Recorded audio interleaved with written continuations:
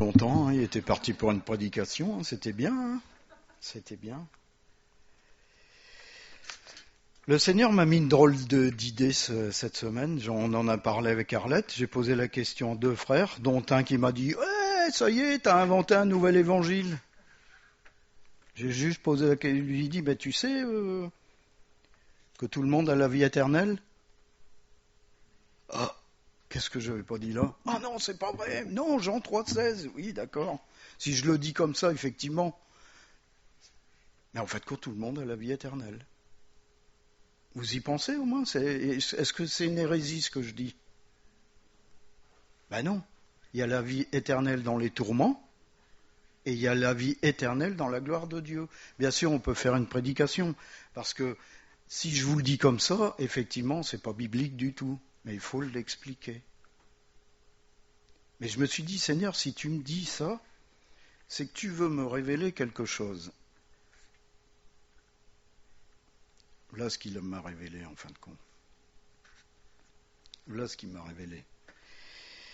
Et ça rejoint exactement ce que disait Emmanuel. Il faut faire très attention. Parce que c'est pas notre attitude qu'on a le dimanche.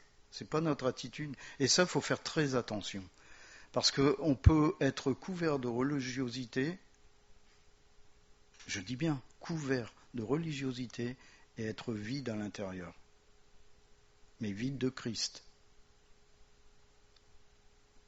C'est-à-dire que on va avoir une vie qui ne reflète absolument pas Jésus-Christ. Absolument pas. On croit vivre une vie de chrétien, mais on vit une vie du monde. On s'en va vers la vie éternelle dans les tourments. Conscient de notre état, grinçant des dents tellement c'est chaud.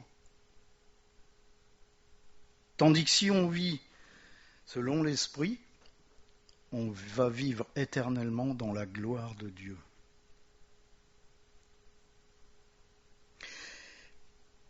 On est dans un monde qui nous endort. Vous savez, vous connaissez l'expérience avec la grenouille. Je crois que c'est Paul nous avait expliqué ça un jour.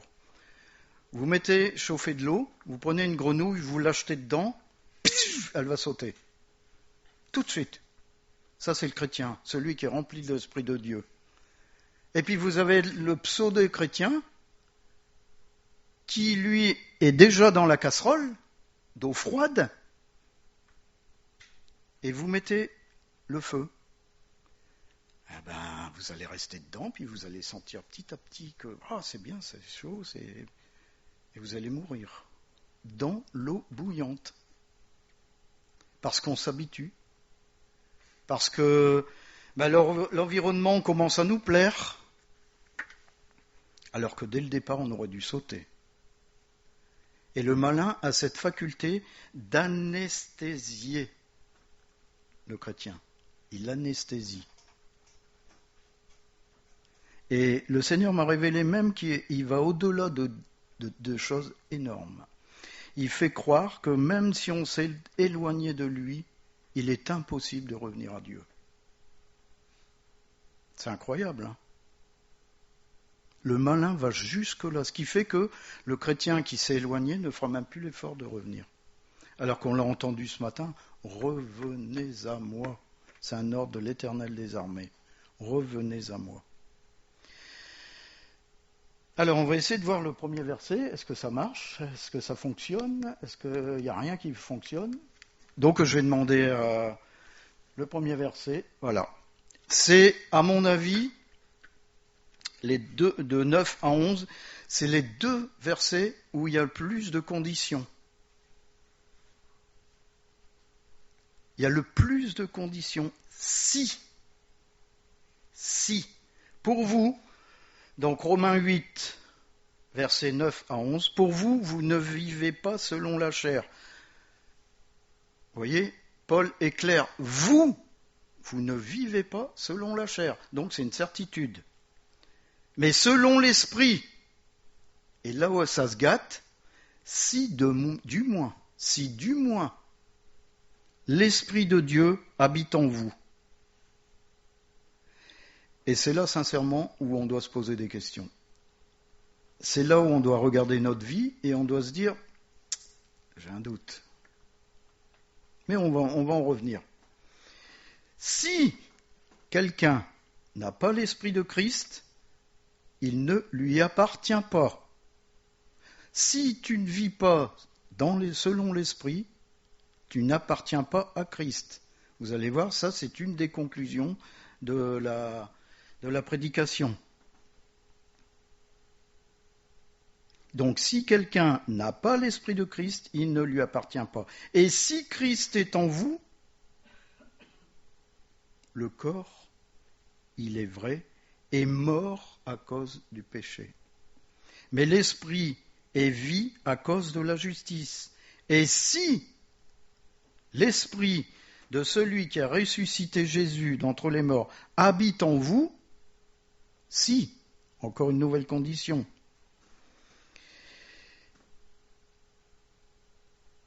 celui qui a ressuscité Christ d'entre les morts rendra aussi la vie à vos corps mortels par son esprit qui habite en vous. La résurrection. La résurrection. C'est là où il faut faire la différence entre la vie éternelle dans les tourments et la vie éternelle dans la gloire de Dieu. Vous voyez, c'est là où il faut bien faire attention. Alors, première question. Que signifie vivre selon la chair et selon l'esprit ? Ça signifie quoi ? Quand je vis selon la chair c'est sous-entendu par le corps, ça veut dire le péché. Je vis dans le péché. En fin de compte, c'est s'affectionner des choses de la chair. Y penser sans arrêt, y aspirer, être bien dedans, n'avoir aucune... je ne suis absolument pas gêné. C'est un peu ce que disait Emmanuel ce matin, gloire à Dieu parce qu'il me donne la conviction de péché. Gloire à Dieu. Mais vous avez des gens, et parfois même des chrétiens. Moi je suis atterré quand j'entends que des chrétiens sont complotistes. Je suis atterré. Et tant pis, je le dis ouvertement. Je suis atterré.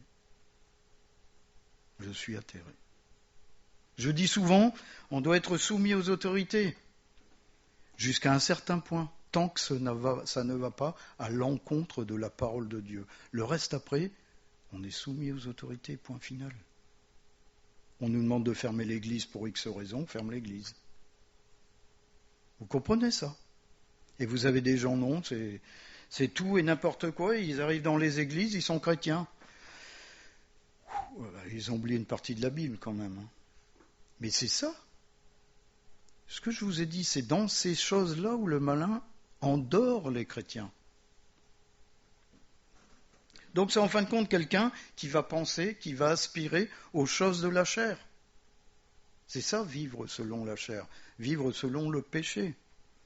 Le vrai croyant, si l'Esprit de Dieu est en lui, ça c'est le vrai croyant, ne vit que pour les choses qui viennent d'en haut, les choses spirituelles.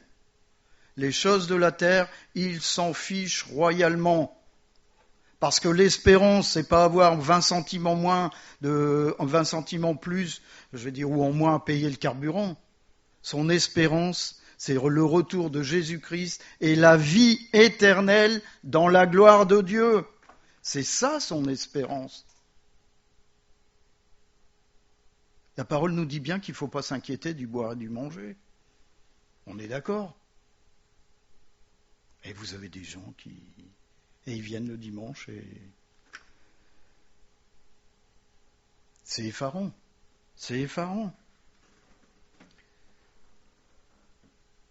Donc, le vrai croyant, lui, il est préoccupé des choses d'en haut. L'incroyant, lui, il est préoccupé des choses d'en bas. Vous lui parlez de la Bible, et même parfois parmi nous, ne faut pas se cacher les yeux. L'incroyant va voir ses intérêts personnels avant toute chose, sans tenir compte de Dieu. Parce que pour lui, Dieu, c'est trop loin. Soit c'est trop loin, ou soit il n'existe pas. Alors que tout être humain a la conscience de la présence de Dieu. Demandez à un gars, on dit souvent, Paul m'a toujours dit, il me faisait rire quand il me disait ça, il n'y a rien de plus, il y a un athée, c'est celui qui a le plus de foi. Parce qu'il va tout mettre en œuvre pour vous prouver que Dieu n'existe pas. Il a une foi de dire que je crois tellement que Dieu n'existe pas qu'il va vous inventer plein de choses. Mais dans son fond, tout au fond de lui, il sait que Dieu existe. Parce que Dieu a donné cette faculté à l'homme de savoir qu'il existe. Donc, l'homme a conscience de l'existence de Dieu, mais il refuse. Il refuse d'être dominé parce que c'est vrai que vous le savez tous ici, que dès qu'on est à Christ, on n'a plus le droit de faire ceci, on n'a plus le droit de faire cela. Mais j'aurais plus le droit de faire ceci, mais j'aurais plus le droit de faire... Alors qu'on sait pertinemment que c'est faux. C'est simplement que le Seigneur nous montre qu'il y a d'autres priorités. Après, c'est à nous de choisir. Mais après, on va vivre selon la chair.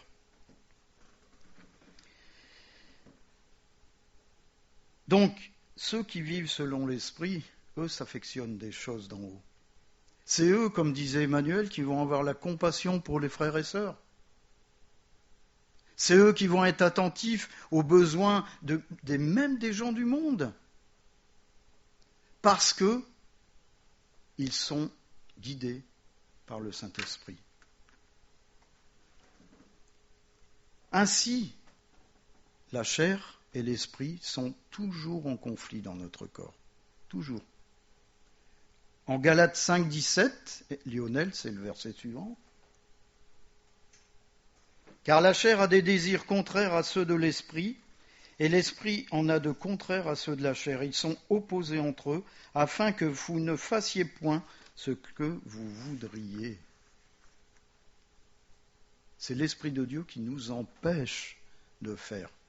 C'est pas qu'il nous empêche, c'est qu'il garde en nous cette conscience du péché. La différence, elle est là. Parce que pécher, on peut très bien pécher. Ça, c'est clair. Mais l'Esprit de Dieu nous garde en nous cette conscience du péché. Vous savez, on a conscience. On a peut-être mal agi un jour, et le lendemain, on est tracassé parce qu'on dit « j'aurais pas dû faire ça ». Et on demande pardon. C'est la repentance. Seigneur, je te demande pardon parce que hier, j'ai agi... Tandis que celui qui n'a pas l'Esprit de Dieu, il n'a aucune conscience, lui. Lui, c'est encéphalogramme plat. Voilà. Il fait, il vit et tout va bien.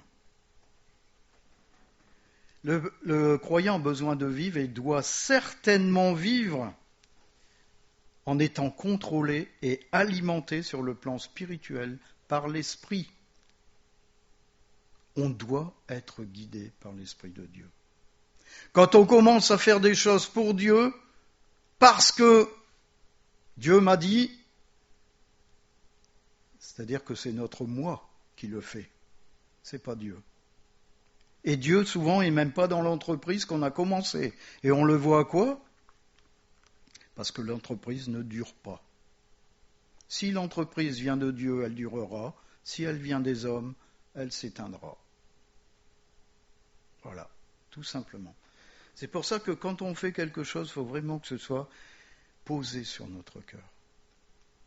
Et on sent à ce moment-là un besoin d'y aller. Vous voyez ? On n'est pas poussé dans le dos parce qu'il faut que, mais on sent un besoin d'y aller. Voilà la différence.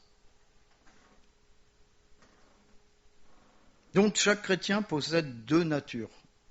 Celle de la chair, qu'on reçoit à la naissance, et qui est issue d'Adam, le premier homme déchu, d'accord, soit la nouvelle nature qu'on reçoit quand on est régénéré. Pas quand on est baptisé. D'accord ? J'insiste bien là-dessus. Pas quand on est baptisé, quand on est régénéré, né de nouveau. C'est-à-dire que le chrétien, on devient chrétien et on participe à la nature divine de Christ. Pourquoi ? Parce que l'Esprit de Dieu habite en nous.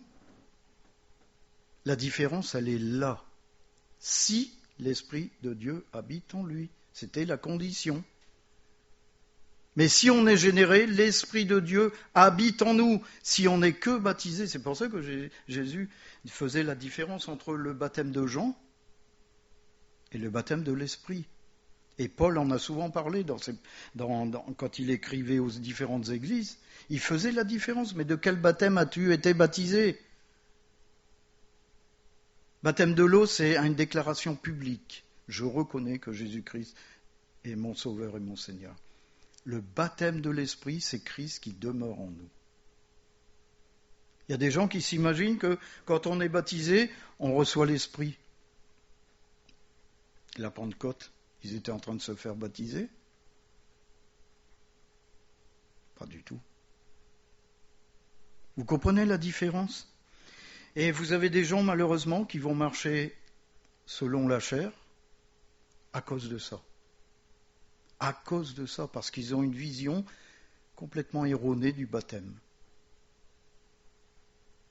Donc en 2 Pierre, chapitre 1, verset 4, c'est le verset suivant. Comme sa divine puissance nous a donné tout ce qui contribue à la vie et à la piété, c'est ce qu'on reçoit quand on reçoit Jésus-Christ. Au moyen de la connaissance de celui qui nous a appelés par sa propre gloire et par sa vertu, lesquels nous assurent de sa part les plus grandes et les plus précieuses promesses, la vie éternelle, dans la gloire de Dieu, afin que par elle vous deveniez participants à la nature divine. Vous partagez la nature de Jésus-Christ, c'est ça, participants à la nature divine. Vous êtes héritiers et co-héritiers de Jésus-Christ. Est-ce qu'on a déjà réfléchi à ça ? C'est pour ça qu'on ne peut pas vivre une vie selon la chair et une vie selon l'esprit. Il doit y avoir cette scission en fuyant la corruption qui existe dans le monde par la convoitise. C'est ce que je vous disais. Quelle vie on vit aujourd'hui ? Est-ce qu'on vit une vie en étant attentionné des choses d'en haut, ou est-ce qu'on vit la vie du monde ?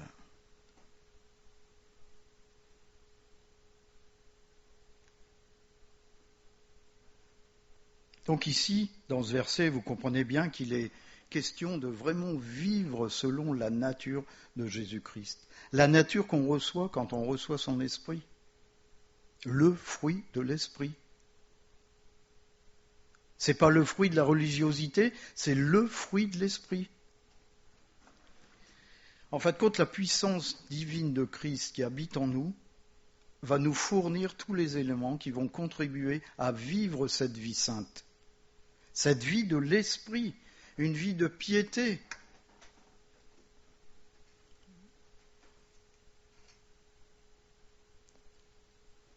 Tout ce que le chrétien a besoin pour sa vie spirituelle, elle lui a été donnée dans l'esprit qu'il a reçu. On n'a besoin de rien d'autre. Rien d'autre que l'Esprit de Dieu. Et Christ nous appelle justement à avoir cette piété. Christ nous appelle à avoir cette vie conforme pour sa propre gloire et pour sa vertu. Parce que si on fait un contre-témoignage, on blasphème le nom de Jésus-Christ. Si vous dites à quelqu'un « je suis chrétien » et qu'à côté il vous voit vivre comme les gens du monde, à votre avis, est-ce que vous n'êtes pas en train de blasphémer le nom de Jésus-Christ ? Ils vont dire « mais c'est ça être chrétien ?» Ah ben moi je veux y être. Est-ce qu'on s'assure la vie éternelle dans ces cas-là ? Et c'est la nature même de Christ, cette nature qui habite en nous, cette excellence morale, l'excellence morale qu'il avait, l'influence globale de la glorieuse personne qu'il était, ça influe sur notre vie, parce que c'est son esprit qui habite en nous. Est-ce que je vis sincèrement aujourd'hui cette vie-là ? Est-ce que je vis cette vie-là ? Il y a deux natures, on l'a vu, il y a deux natures qui sont en nous. On est appelé à faire mourir celle de la chair. On est appelé à la faire mourir. On est appelé à la faire mourir en laissant l'Esprit de Dieu prendre toute la place. Pas la première place, mais toute la place. On en reviendra après là-dessus. Donc les désirs sont complètement opposés. Complètement opposés. Et empêchent en fin de compte le croyant de faire ce qu'il voudrait.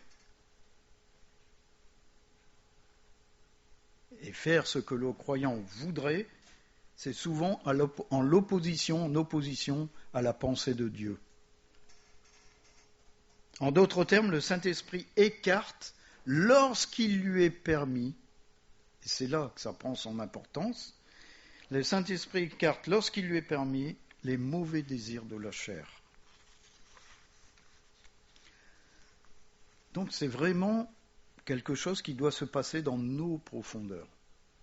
Ça revient à ce que je disais tout à l'heure dans la prédication. Si je m'éloigne de la lumière de Dieu, automatiquement la chair va reprendre. Pensons à nos vies. On a tous connu un moment où on s'est un peu éloigné peut-être de Dieu, où on était moins chaud, on va dire. On a chanté tout à l'heure la tiédeur. Pensons à ces moments-là et on va s'apercevoir qu'effectivement, on a vécu une vie de patachon. Alors que Dieu était à côté et qui nous disait « Mais reviens à moi, reviens à moi ». Alors la question qu'on peut se poser maintenant, c'est bien beau, Pascal. Mais ça fait quoi de s'affectionner des choses de la chair ? Et ça fait quoi de s'affectionner des choses de l'esprit ? Montre-moi la différence. Si je vous pose la question, s'affectionner des choses de la chair, ça fait quoi ? Je viens entre deux termes vous l'expliquer un peu en gros. C'est la mort. C'est la mort. En fin de compte, elle est équivalente à la mort. Elle mène à la mort sous toutes ses formes, spirituelles et physiques. C'est ça, s'affectionner des choses de la chair. Et de l'autre côté, l'affection de l'esprit, c'est la vie. D'accord ? La vie éternelle et la résurrection. C'est une paix immédiate et définitive avec Dieu. Voilà la différence entre s'affectionner des choses de la chair et s'affectionner des choses de l'esprit. Si on vit selon la chair, on est appelé à mourir dans nos péchés. Même si on est dans cette église ce matin, je vous le dis sincèrement. Si on s'affectionne des choses de l'esprit, c'est-à-dire qu'on laisse l'esprit agir en nous, faire son travail, prendre toute la place, à ce moment-là, on a une paix. Une paix qui s'installe. Une paix que personne ne peut acheter, personne ne peut produire, elle vient de Dieu. T'inquiète pas, tu sais où tu vas. Parce que la parole te le dit. En Galates 5, verset 1, étant donc justifiés par la foi, nous avons la paix avec Dieu par notre Seigneur Jésus-Christ. On a la paix avec Dieu.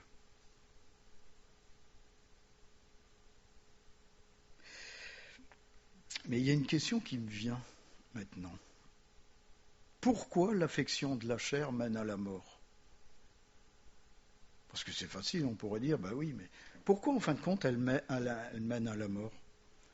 Parce qu'elle est inimitié contre Dieu. Inimitié, c'est-à-dire qu'on est en train de démontrer à Dieu qu'on n'a pas la crainte de Dieu et qu'en fait de compte, on ne l'aime pas, tout simplement.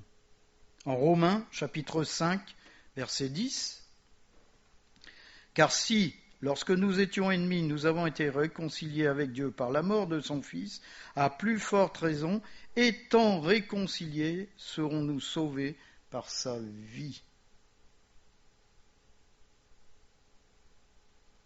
Donc, en fait de compte, il faut simplement dire « Je crois en Jésus » alors. Est-ce que c'est ça, sincèrement?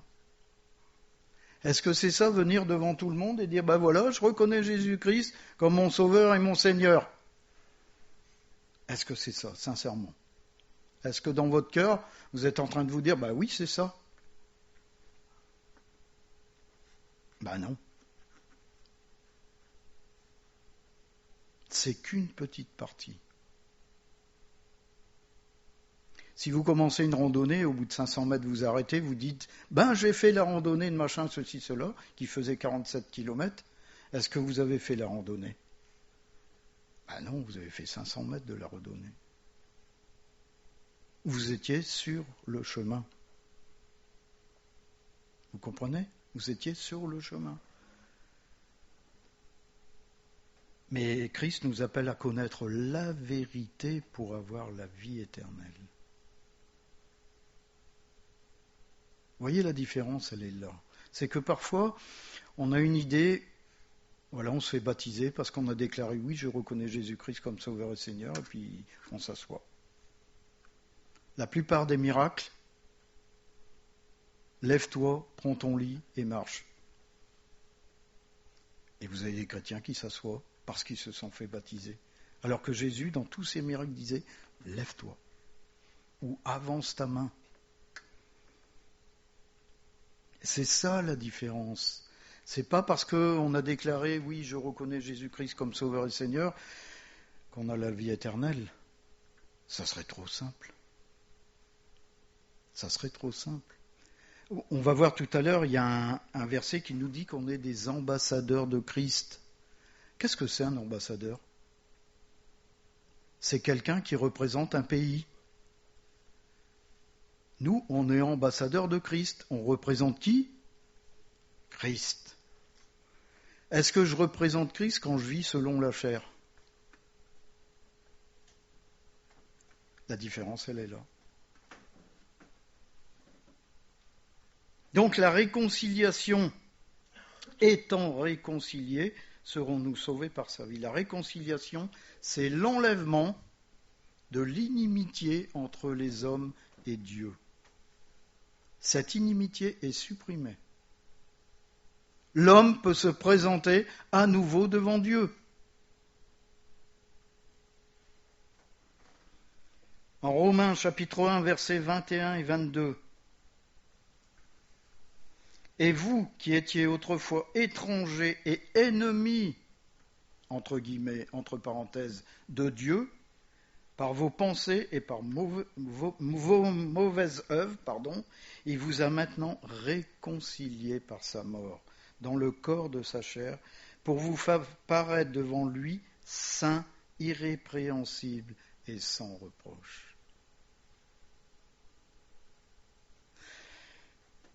Si on le lit très rapidement, on va se dire, bah oui, maintenant j'ai reconnu Jésus-Christ comme Sauveur et Seigneur, je suis réconcilié avec Dieu, et je peux paraître devant lui. C'est faux. Je vous ai toujours dit, et j'ai cette conviction, que lorsque Dieu nous regarde, si on a l'Esprit de Dieu, la première personne qui va voir, c'est Christ. Si, comme il est dit dans le premier verset, si vous avez l'Esprit de Dieu. Si on a l'Esprit de Dieu, quand Dieu nous regarde, il voit Christ. Pourquoi? Parce qu'on vit selon l'Esprit. C'est important de comprendre ça maintenant. Il est important de comprendre que quand Dieu va nous regarder, on sera réconcilié avec nous parce que quand il va nous regarder, il va voir l'Esprit de Christ en nous. Saint, irrépréhensible et sans reproche. Ce verset n'est pas en train de dire que on ne va plus pécher. Mais comme a dit Emmanuel tout à l'heure, quand on va pécher, on aura la conviction qu'on a fait quelque chose de pas bien. On va se mettre devant le Seigneur, on va demander pardon. On va demander pardon. Seigneur, je te demande pardon. J'ai agi comme un fou. Et il est tellement bon, Arlette l'a lu, qu'il va effacer le péché. Pourquoi ? Parce qu'il aura Christ devant lui. Parce qu'il aura l'esprit de Jésus-Christ, il va voir dans notre corps.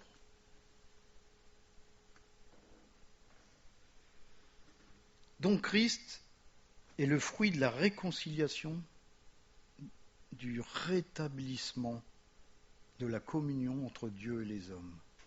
C'est lui seul qui permet ces choses. Lui seul.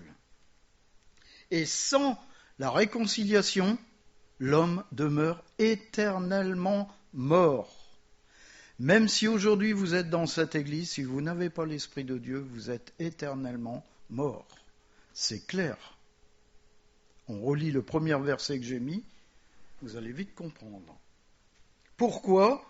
Parce qu'Emmanuel l'a dit tout à l'heure, Romains 3, 23, c'est le verset suivant, Lionel. Car tous ont péché et sont privés de la gloire de Dieu. Tous ont péché. Nul n'est parfait devant Dieu.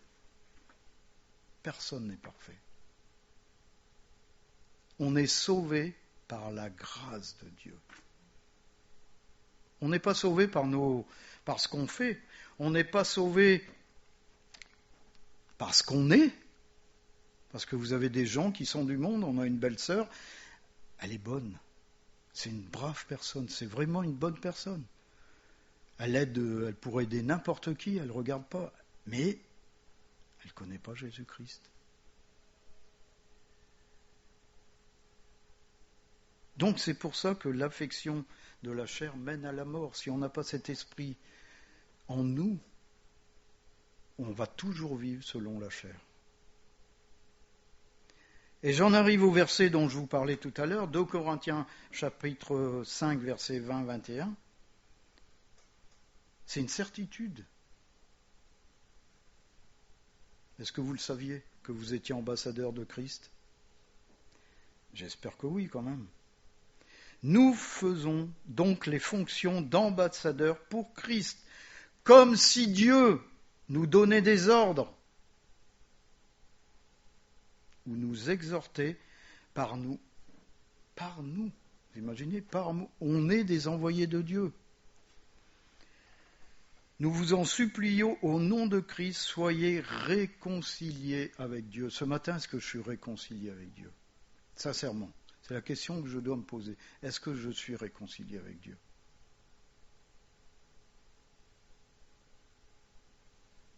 Celui qui n'a point connu le péché, il l'a fait devenir péché pour nous, afin que nous devenions en lui justice de Dieu. Amenés à faire connaître la pensée de Dieu au monde par notre témoignage. C'est ça que ça veut dire. Et c'est la mort de Christ qui a permis ça. C'est pas les versets qu'on va balancer à la figure des gens. Hein.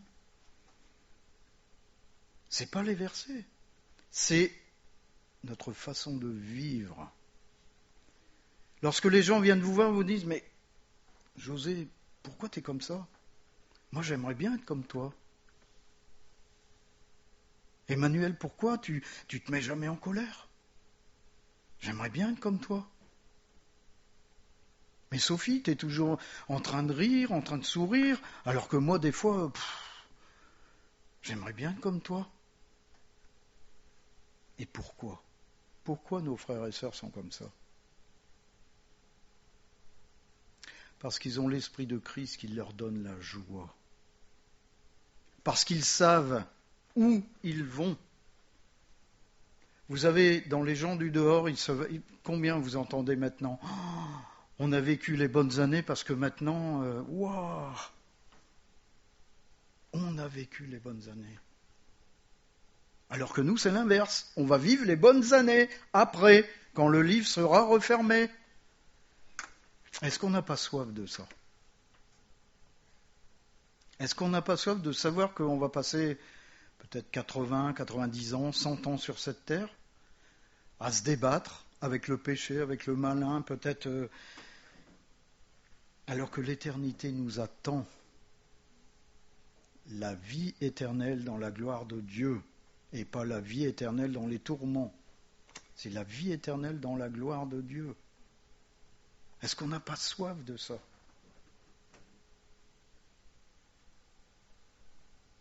Et tant, j'en reviens à la réconciliation, tant qu'il n'y a pas cette réconciliation, la mort règne sur l'homme sans arrêt, comme si elle était un tyran, et d'ailleurs beaucoup meurent des conséquences du péché, de leur péché. Beaucoup en meurent.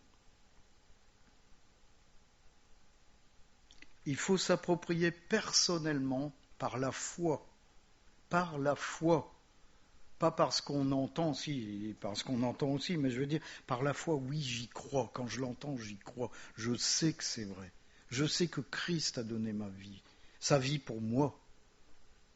C'est ça par la foi, c'est de dire, Seigneur, je veux vivre cette vie que tu m'as préparée. En Jean, chapitre 1, verset 12, « Mais à tous ceux qui l'ont reçu, à ceux qui croient en son nom, elle a donné le pouvoir de devenir enfants de Dieu. » La réconciliation de Dieu va jusque-là. Être reconnu enfant de Dieu. Est-ce que ce matin j'ai la conviction d'être reconnu enfant de Dieu ? Alors maintenant, on va revenir au verset principal. Pour vous, vous ne vivez pas selon la chair, mais selon l'esprit. C'est une déclaration que Paul fait. C'est vraiment une déclaration. C'est comme s'il disait, mais vous n'êtes pas dans la chair, mais dans l'esprit. Vous n'êtes pas dans le péché, mais vous êtes dans l'esprit de Dieu. Noyé dans l'esprit de Dieu. C'est-à-dire qu'on ne vous voit plus. Dans les profondeurs de Dieu. Vous êtes dans les profondeurs de Dieu. On verra un verset qui en parle, justement. Le Saint-Esprit qui habite dans le croyant lui donne de vivre une vie totalement différente. Normalement, celui qui est régénéré doit vivre une vie totalement différente de ce qu'elle était avant. Pourquoi ? Parce que je vous l'ai dit encore une fois, la parole nous dit en 2 Corinthiens 5, 17, il n'y a même pas besoin de le dire, si quelqu'un est en Christ, il est une nouvelle créature. Les choses anciennes sont passées, voici toutes choses sont devenues nouvelles. Les choses anciennes sont passées. Est-ce que les choses anciennes sont passées sur ma vie ? Est-ce qu'il y a eu cette coupure ? Quand Christ a dit sur la croix, tout est accompli, il a tout accompli. Et il a tout coupé. Il y a des gens qui vivent encore avec soi-disant des malédictions qui viennent d'ancêtres, alors qu'ils sont en Christ. Ben non. J'ai tout accompli dans ta vie. C'est-à-dire qu'il a tout coupé et la nature est devenue nouvelle. Tu ne fais plus partie de cette famille terrestre. Aujourd'hui, tu es de la famille céleste. Tu es mon épouse. On est une brique de l'édifice. On n'a plus aucune attache avec ce qui était avant. Donc ceux qui ont encore des choses comme ça dans leur cœur, alors qu'ils sont à Christ, il faut qu'ils se mettent réellement devant Dieu. Parce qu'il a tout coupé. À la mort, il a mis toutes choses sous sa domination. C'est-à-dire qu'il a écrasé. C'est la femme qui a écrasé avec son talon. Il a écrasé. Donc le chrétien ne peut pas vivre dans son ancienne vie, car il vit aujourd'hui guidé par l'Esprit de Dieu. Il marche selon l'Esprit de Dieu et se comporte selon la pensée de Dieu. Quel programme! C'est dur, hein? Non? Ben non. Parce que c'est naturel. Les choses de Dieu deviennent naturelles. Je vais dire quelque part, on devient pour le monde la parole ouverte. C'est ça, être ambassadeur de Christ. On devient pour le monde la parole ouverte. Mais le contraire est malheureusement, je suis obligé de vous le dire, si quelqu'un n'a pas l'Esprit de Dieu, il ne lui appartient pas. D'accord ? Donc, enlevez dans la tête, parce que je suis baptisé, j'appartiens à Christ, enlevez-le tout de suite. Si quelqu'un n'a pas l'Esprit de Dieu, il ne lui appartient pas. C'est ce que le verset nous a dit. Et de ce fait, je ne peux pas marcher selon l'Esprit de Dieu. Alors, je marche selon quel esprit? Oui, Alain. L'esprit du monde. Mais comment je vois que je marche selon l'esprit du monde? C'est simplement qu'il n'y a pas eu toute chose nouvelle dans ma vie. C'est aussi simple que ça. Il n'y a pas eu toute chose nouvelle dans ma vie. Il n'y a eu aucune coupure entre mon ancienne vie et ma nouvelle vie. Donc je ne marche pas selon l'esprit, mais selon la chair, puisque je n'ai pas l'Esprit de Dieu.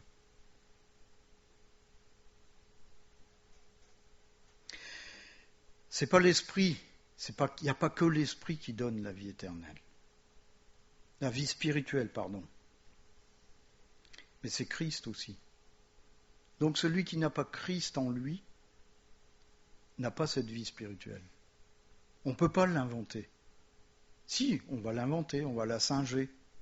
Mais ça me fait penser à quelqu'un d'autre quand je parle de singer. Si vous voyez de qui je veux parler. Je peux singer une vie spirituelle. Et en Jean 3,6, c'est clair. Il n'y a pas besoin de... Ce qui est né de la chair est chair. Ce qui est né de l'esprit est esprit. Esprit avec un grand E. Donc il doit y avoir, si vous n'avez pas eu cette nouvelle naissance, vous êtes toujours né de la chair. Si vous avez connu cette nouvelle naissance, ça veut dire une vie totalement différente, vous êtes né de l'esprit. Donc on sait maintenant qu'il y a deux domaines distincts. Celui de l'homme déchu, la chair, et celui de Dieu, l'esprit. Et l'homme déchu ne peut se régénérer lui-même, c'est impossible. Impossible. Si, je viens de vous le dire, il va singer. Singer, c'est l'image de Satan. D'accord ? Je vais vous le dire maintenant, c'est l'image de Satan. Tout ce que Satan fait, il singe Dieu, c'est-à-dire qu'il imite Dieu. Et les récits eschatologiques nous montrent qu'il fait exactement comme Dieu a fait, mais pour une autre raison, pour emmener tout le monde dans la mort éternelle.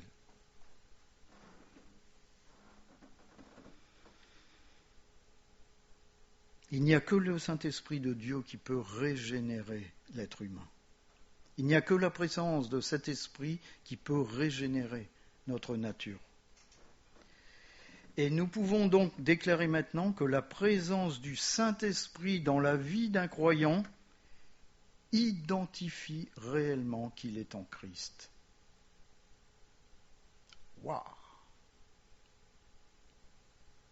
La présence du Saint-Esprit identifie réellement le croyant comme étant en Christ. Celui qui n'a pas l'esprit, Dieu ne le reconnaît pas. Donc je marche selon la chair. 1 Jean, chapitre 3, versets 23 et 24, ici c'est son commandement, que nous croyions au nom de son Fils Jésus-Christ et que nous nous aimions les uns les autres selon le commandement qu'il nous a donné. Celui qui garde ses commandements demeure en Dieu. C'est-à-dire celui qui applique la parole de Dieu demeure en lui. Celui qui reste sous la lumière de Dieu demeure en lui. Et bien sûr, Dieu demeure en lui. Donc demeure en Dieu et Dieu demeure en lui. Et nous connaissons qu'il demeure en nous par l'Esprit qu'il nous a donné. Esprit avec un grand E.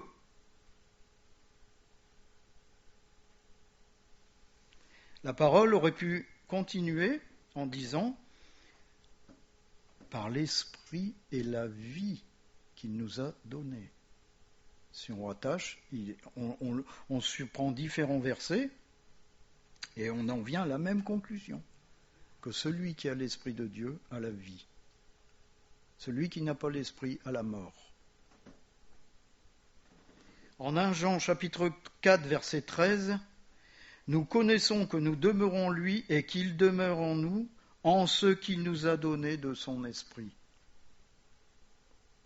Je vous ai toujours dit, quand vous lisez les épîtres de Jean, vous savez exactement si vous êtes chrétien ou vous ne l'êtes pas.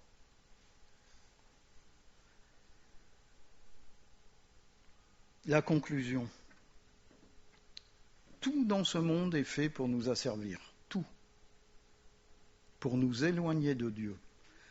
Satan a cette faculté de nous faire croire que nous sommes chrétiens. Il a la faculté de nous faire croire que nous sommes chrétiens. Il entretient notre mort éternelle. Parce qu'en faisant ça, on ne se remet jamais en question, on ne remet jamais devant l'Éternel, en lui disant « Seigneur, j'ai péché contre toi ». Comme David a fait.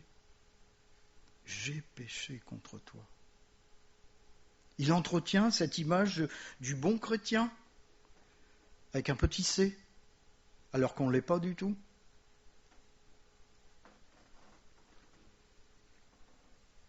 Est-ce qu'on marche dans les ténèbres ce matin? Est-ce qu'on marche selon la chair?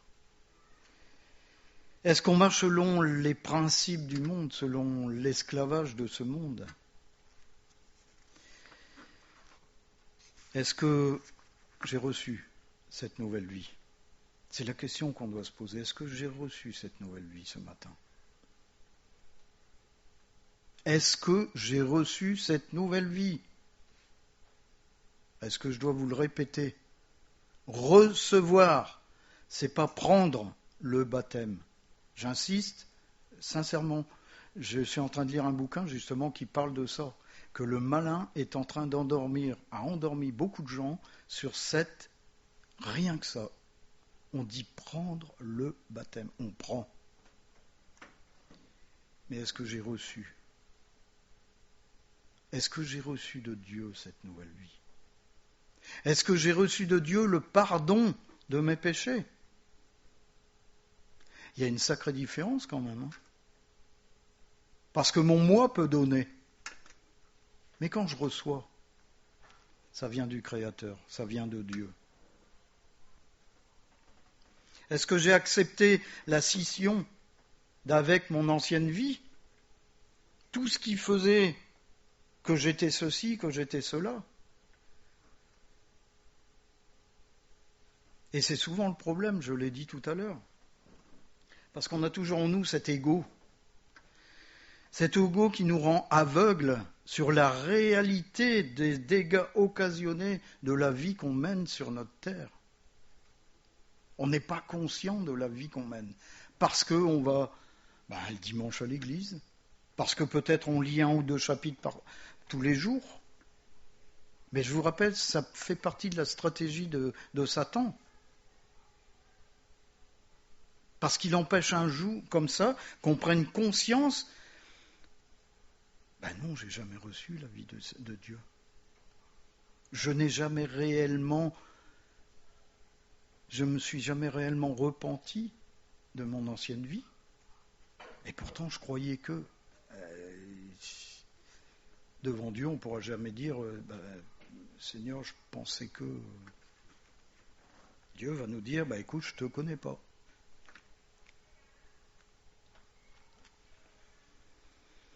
Peut-être qu'on se pose cette question justement ce matin, ai-je reçu l'Esprit de Dieu ? C'est pas moi qui vais répondre. C'est pas moi qui vais y répondre. Il faut, comme j'ai dit, se placer devant l'Éternel, le supplier. Mais le supplier de quoi ? De connaître la plénitude de l'Esprit. La différence, elle est là. C'est pas Seigneur, j'en veux qu'un petit peu. Je veux tout. Remplis-moi de ton esprit. En Éphésiens chapitre 3, versets 14 à 19, à cause de cela, je fléchis les genoux devant le Père, duquel tire son nom toute famille dans les cieux et sur la terre, afin qu'il vous donne, selon la richesse de sa gloire, d'être puissamment fortifié par son esprit dans l'homme intérieur. Fortifié par son esprit. Il n'est pas fortifié par votre présence à l'église. Fortifié par son esprit dans l'homme intérieur, en sorte que Christ habite dans vos cœurs par la foi. Ce verset résume tout ce que je viens de vous dire.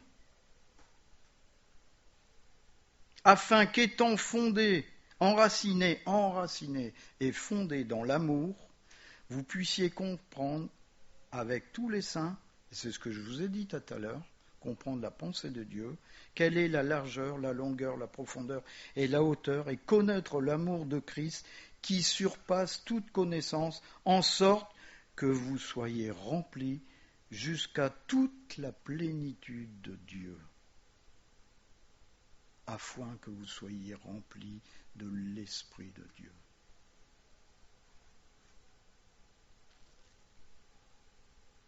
Je crois que c'est le seul verset qui parle de la plénitude ici. Connaître la plénitude de Dieu dans sa vie.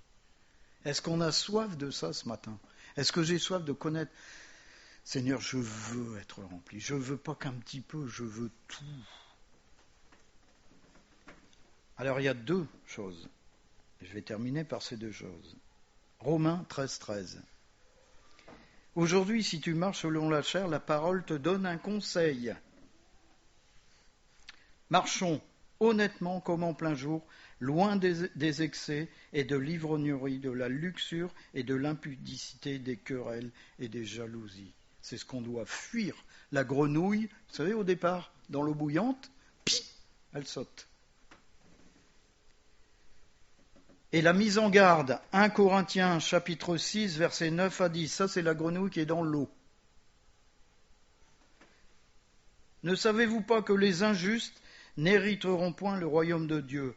Ne vous y trompez pas, ni les impudiques, ni les idolâtres, ni les adultères, ni les efféminés, ni les infâmes, ni les voleurs, ni les cupides, ni les ivrognes, ni les outrageux, ni les ravisseurs n'hériteront le royaume de Dieu. Ça, c'est une mise en garde. Coco, t'as beau te présenter à l'église, si tu vis comme ça, je ne te connais pas. C'est clair. C'est clair. Vous comprenez la différence entre dire aux gens, oui, je reconnais Jésus-Christ comme Sauveur et Seigneur, et s'arrêter, et la personne qui dit, oui, Seigneur, je veux être rempli de ton esprit, et qu'il l'est. Parce que sa vie, elle va être à l'ouest de ça, complètement à l'opposé de ça. Elle va être dans la pensée de Dieu. On va marcher selon l'Esprit de Dieu et plus selon la chair. Parce que c'est les choses de Dieu qui seront prioritaires et pas les choses de ce monde. Et j'ai compris pourquoi le Seigneur m'a interpellé sur la vie éternelle. J'ai compris à ce moment-là pourquoi le Seigneur m'interpellait sur la vie éternelle. Et que c'est pas une hérésie de dire que tout le monde va connaître la vie éternelle. Mais moi, je vous ai expliqué maintenant comment vous allez connaître la vie éternelle dans la gloire de Dieu. Comment? Je veux être rempli de ton esprit. Je veux connaître cette nouvelle vie. Parce que sinon, vous allez connaître la vie éternelle dans les tourments. La différence est là. Même si vous êtes dans cette église. Et quand je vous prêche, je me prêche aussi. Même si on est assis là dans cette église. Ou dans n'importe quelle église. Réfléchissons. Méditons peut-être. Réécoutons si vous voulez. C'est pas moi qu'il faut écouter, c'est que je glorifie vraiment le Seigneur de nous mettre en garde. Vous écoutez la prédication d'Emmanuel la semaine dernière et vous écoutez celle-ci. Et vous faites le point sur votre vie. Faites le point sur votre vie. Je crois que on ne peut pas nier que le livre est en train de se refermer. Mais comme je dis, le bras de Dieu ralentit la fermeture parce qu'il veut encore sauver aujourd'hui. C'est pas parce qu'on est dans cette église qu'on est sauvé. D'accord? Qu'on est forcément sauvé. Je vais le dire comme ça parce que, ok? C'est vraiment si j'ai connu cette nouvelle vie. Si aujourd'hui je marche selon l'Esprit de Dieu, oui. Et comment je sais que je marche selon l'Esprit? C'est parce que je sens l'Esprit qui m'alerte. Comme disait Emmanuel, quand j'ai fait quelque chose qui n'est pas bien, que ça ne va pas, que je me mets devant le Seigneur, tu dis, Seigneur, pardonne-moi. Là, je sais que je marche selon l'Esprit. Mais si c'est le sang de Christ qui va me protéger, comme j'ai déjà entendu. Si vous marchez comme ça, c'est la vie éternelle dans les tourments. Voilà, je vais vous laisser sur cette pensée. On va prier. Merci Seigneur parce que tu nous fais la grâce de nous interpeller, Seigneur. Seigneur, que chacun ici prenne conscience d'être rempli de ton esprit.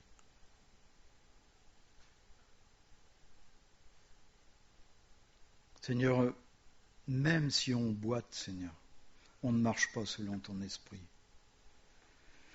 Seigneur, pour marcher selon ton esprit, il faut être rempli de ton esprit, Seigneur. Il ne faut pas être rempli de religiosité.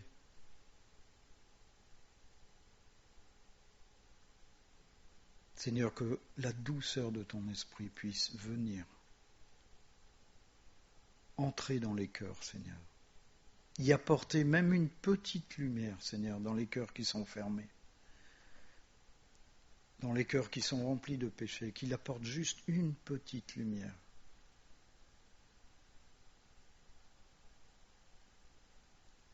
Seigneur, que chacun, nous puissions être attirés par les choses d'en haut. Que chacun, nous puissions être remplis des choses d'en haut.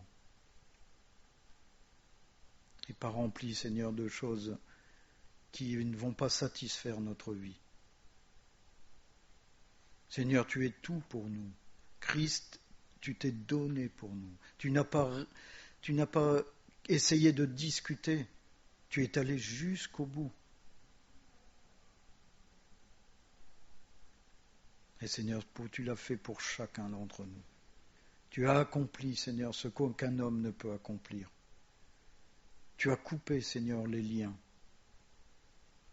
Et Seigneur, tu demandes aujourd'hui que nous puissions vivre cette nouvelle vie dans ton esprit, Seigneur.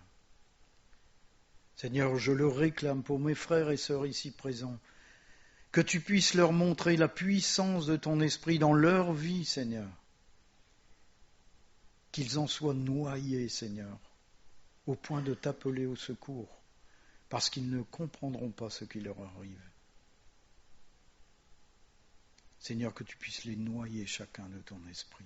Remplis-les, Seigneur. Qu'ils puissent connaître cette nouvelle naissance, cette nouvelle vie en toi, Seigneur.